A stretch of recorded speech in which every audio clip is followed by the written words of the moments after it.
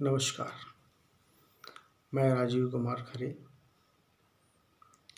आज आपको सूचना के अधिकार अधिनियम 2005 के कुछ महत्वपूर्ण भागों के बारे में बताना चाहता हूँ, जो ज़्यादातर उपयोग में आते हैं। सूचना का अधिकार अधिनियम 15 जून 2005 को राष्ट्रपति जी की स्वीकृति के बाद 21 जून 2005 को राजपत्र में प्रकाशित हुआ। सूचना के अधिकार कानून में कुल 6 अध्याय और 31 धाराएं हैं। इस कानून के जो प्रमुख आवश्यक बिंदु या कहना चाहिए जो धाराएं हैं, जो ज़्यादातर उपयोग में आती हैं, उनके बारे में बताना चाहता हूँ मैं। सूचना का अधिकार अधिनियम का प्रावधान हमारे संविधान के अनुच्छेद 19 से लिया गया है। सूचना के अधिकार का मुख्य हिस्सा ये है कि हम किसी भी जनहित से जुड़ी हुई बिंदु की जानकारी प्राप्त करने के अधिकार रखते हैं। यह हमारे एक मौलिक अधिकार से जुड़ा हुआ है। सूचना के अधिकार अधिनियम की धारा 2, जिसके अंतर्गत परिभाषाएं आती हैं, जिसमें सूचना क्या है, लोक प्राधिकारी क्या हैं, दस्तावेज क्या हैं, इन अलग अलग बिंदुओं का उल्लेख धारा 2 में किया गया है। इसके उपरांत धारा 4 है। धारा 4 में कोई भी सूचना जिसके लिए इस कानून के बनने के 120 दिन के अंतर्गत लोक प्राधिकारी बनाया जाना और इस कानून के अंतर्गत जानकारी प्रदान किए जाने के लिए एक पूरा हर विभागों में प्रक्रियाओं को लागू किए जाना अनिवार्य था। इसके उपरांत धारा 5 में विवरण है कि हमारे यहाँ जो लोक सूचना अधिकारी या सहायक लोक सूचना अधिकारी पद का नाम कौन होंगे इस पद पर, और यदि कोई जानकारी सहायक लोक सूचना अधिकारी के पास जाती है तो उसको 5 दिवस के अंदर लोक सूचना अधिकारी के पास भेजना है। धारा 6 सूचना के अधिकार का एक बहुत महत्वपूर्ण धारा है, जिसके अंतर्गत आवेदन किया जाता है। जहाँ पर कोई भी व्यक्ति जो जानकारी चाहता है वो धारा 6(1) के अंतर्गत लोक सूचना अधिकारी के पास आवेदन करेगा। संबंधित लोक सूचना अधिकारी उस आवेदन को संबंधित सेक्शन में भेजेगा, जिसके लिए 5 दिवस का समय निर्धारित किया गया है।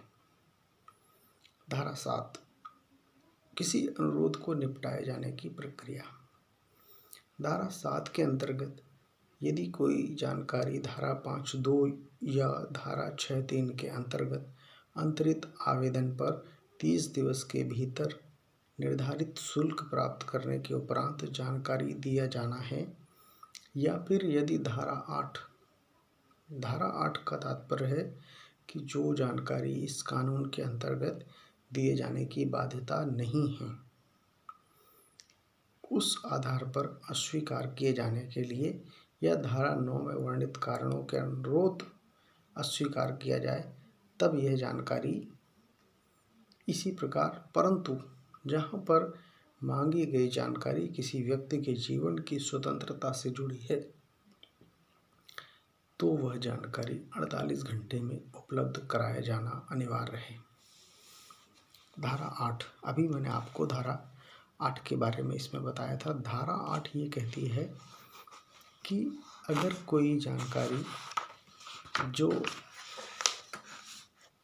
जिसके लिए छूट है, छूट से तात्पर्य है कि यदि भारत की प्रभुता राज्य की सुरक्षा, वैज्ञानिक आर्थिक हित, विदेश के कोई प्रतिकूल प्रभाव पड़ रहा हो या किसी अपराध का उद्दीपन हो तो धारा 8 का के अंतर्गत छूट प्राप्त है। धारा 8 खा, यदि किसी न्यायालय के द्वारा मना कर दिया गया है जिसके प्रकट करने से किसी न्यायालय की अवमानना हो रही हो तो धारा 8 खा में छूट प्राप्त है। धारा 8 ग में यदि किसी संसद या विधानसभा का विशेषाधिकार भंग हो तो धारा 8 ग में छूट प्राप्त है।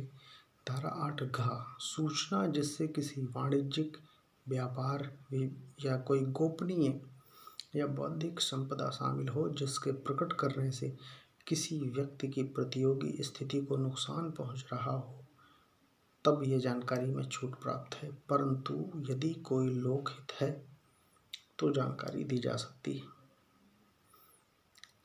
वैश्विक नातेदारी की सूचना नहीं दी जा सकती। विदेश सरकार से विश्वास में प्राप्त कोई सूचना है तो धारा 4 में छूट प्राप्त है। धारा 6 किसी के जीवन, किसी के शरीर की सुरक्षा, किसी के सुरक्षा के प्रयोजन से विश्वास में दी गई कोई जानकारी है या सहायता के स्रोत तो धारा 6 से जुड़ी जानकारी है, ये भी प्रदान नहीं की जा सकती है। धारा 2 जा, यदि किसी अपराधियों के अन्वेषण या पकड़े जाने या अभियोजन में अड़चन है। धारा 8 झा, मंत्रिमंडल के कागजात विचार विमर्श या विषय पूरा होने दे सकने तक, परंतु जो छूट में आते हैं वे नहीं। धारा 8 इयां, सूचना जो व्यक्तिगत जिसके प्रकटन किसी का लोकहित नहीं है या किसी व्यक्ति की निजता पर अतिक्रमण है तो नहीं दी जा सकती जब तक कि यह विस्तृत लोकहित ना हो। धारा 8 उपधारा 1 में क, ख, ग, झ में अगर कोई ऐसी जानकारी जो 20 वर्ष का समय व्यतीत हो चुका है तो वो जानकारी अगर उपलब्ध नहीं है तो प्रदान नहीं की जा सकती, इसमें भी छूट प्राप्त है। तो इन प्रकार की स्थिति में धारा 8 के अंतर्गत छूट की स्थितियां हैं जो जानकारी की छूट में अंतर्गत आती हैं, जिनको नहीं। अब धारा 9 क्या कहती है? धारा 9 कहती है कि 8 के अलावा लोक सूचना अधिकारी अस्वीकार कर सकता है यदि ऐसा अनुरोध राज्य से भिन्न किसी व्यक्ति के अस्तित्व युक्त प्रतिलिपिकार का उल्लंघन अंतर्वनित करता है तो ऐसी जानकारी के लिए अस्वीकार किया जा सकता है। धारा 10 का स्पष्ट विवरण है कि धारा 10 ये कहती है कि यदि कोई जानकारी लोक सूचना अधिकारी से मांगी जाती है और वह जानकारी में से एक हिस्सा तो उसके पास है, दूसरा हिस्सा उसके पास नहीं, संबंधित किसी अन्य के पास है, तो उस स्थिति में जो जानकारी उसके पास है उसको वो उपलब्ध करा देगा और दूसरे के लिए वो दूसरे व्यक्ति के पास अंतरित करेगा। तो पृथकीकरण जो है वो धारा 10 के अंतर्गत आता है।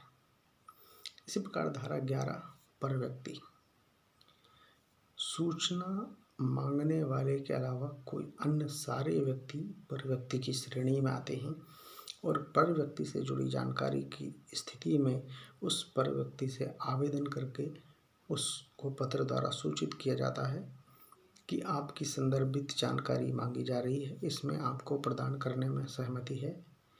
यदि 10 दिवस के अंदर उसकी तरफ से असहमति आती है तो फिर वो जानकारी सूचना आयोग के आदेश के उपरांत ही प्रदान की जा सकती है, अन्य दशा में प्रदान नहीं की जा सकती है। सूचना के अधिकार अधिनियम की धारा 12 से लेकर के धारा 17 तक आयोगों के गठन, जिनमें केंद्र आयोग और राज्य आयोग, उनकी नियुक्तियां और उनकी सेवा शर्तें, उनका उल्लेख है। धारा 18 आयोग की शक्ति और कृत्यों के बारे में धारा 18 में बताया गया है। धारा 18 ये कहती है कि यदि हम सूचना के अधिकार अधिनियम के अंतर्गत कोई आवेदन लगाते हैं और उस पर हम असंतुष्ट हैं, उसका जवाब नहीं आता है, उसमें कई और नियम हैं जिनके अंतर्गत धारा 18 में हम आयोग के समक्ष सीधी शिकायत कर सकते हैं और आयोग उनकी जांच करके और उस पर जांच करने के उपरांत आयोग निष्कर्ष कर सकता है।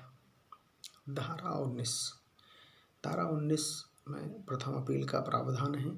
यदि हमने कोई जानकारी चाही है और वह लोक सूचना अधिकारी के द्वारा हमको गलत जानकारी दी गई या हम असंतुष्ट हैं तो हम 19 के अंतर्गत प्रथम अपील प्रस्तुत करेंगे।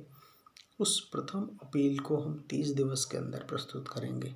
उस 30 दिवस के उपरांत अगर विलंब का कारण है तो प्रथम अपीली अधिकारी उसको स्वीकार करके हमारी प्रथम अपील का निराकरण करेगा और उस प्रथम अपील के उपरांत भी हम असंतुष्ट हैं तो 45 दिन के अंदर उस 45 दिवस पूर्ण होने के भीतर हमको द्वितीय अपील प्रस्तुत करना है। उस द्वितीय अपील के लिए अर्थात कुल 90 दिवस का समय रहता है। 90 दिवस के उपरांत भी यदि विलंब का समुचित कारण है तो हम द्वितीय अपील हमारे आयोग स्वीकार कर सकता है और उस पर आयोग निपटारा करेगा।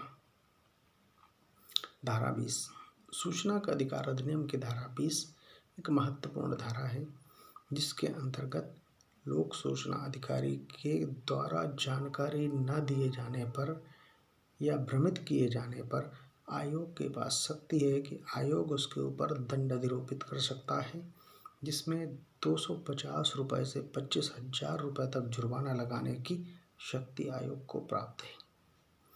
परंतु आयोग उस शास्ति को अधिरोपित करने के पूर्व उस लोक सूचना अधिकारी को सुनवाई का अवसर प्रदान करेगा और उसके उपरांत ही कार्रवाई करेगा।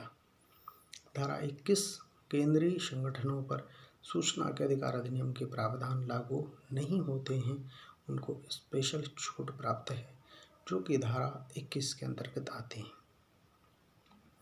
अब मैं फीस के बारे में आपको कुछ शब्द बताना चाहूँगा। सूचना के अधिकार अधिनियम के अंतर्गत फीस का जो प्रावधान है उसमें राज्यों और केंद्र सरकारों का अलग अलग प्रावधान है। अगर हम कोई आवेदन दाखिल करते हैं तो उस आवेदन में 10 रुपये का स्टाम्प राज्य सरकारों के द्वारा है। केंद्र सरकार के कार्यालयों में स्टाम्प मान्य नहीं है, वहाँ हमें 10 रुपये का पोस्टल ऑर्डर जमा करना पड़ता है। प्रथम अपील में केंद्र सरकार के कार्यालयों में कोई शुल्क नहीं, द्वितीय अपील में भी कोई शुल्क नहीं है, परंतु राज्यों में 50 रुपये प्रथम अपील पर और 100 रुपये द्वितीय अपील पर मध्य प्रदेश में ये प्रावधान है। अन्य राज्यों में फीसों का अलग अलग प्रावधान है। उसके उपरांत ही जानकारी की प्रक्रिया पूर्ण होगी। एक अन्य बिंदु, जो गरीबी रेखा के नीचे यापन करता है उसको निःशुल्क जानकारी प्रदान किए जाने का प्रावधान है। वह व्यक्ति अपने गरीबी रेखा का कार्ड लगा करके और जानकारी निःशुल्क प्राप्त कर सकता है। इसके अलावा अन्य व्यक्तियों को 2 रुपये प्रति पेज पर जानकारी प्रदान की जाती है। आशा है आपको सूचना के अधिकार कानून की कुछ बारीकियां और छोटे मोटे बिंदु आप तक पहुंच सकेंगे। आप इनको सरल भाषा में समझ सकेंगे और जनहित में इनका उपयोग करके आप जानकारी प्राप्त कर सकते हैं। आप इसके उपरांत मेरे चैनल को लाइक करें, सब्सक्राइब करें ताकि अधिक से अधिक लोगों तक पहुंच सके और सूचना के अधिकार अधिनियम के एक सशक्त कानून की जानकारी इस पूरे देश की जनता को प्राप्त हो सके। नमस्कार।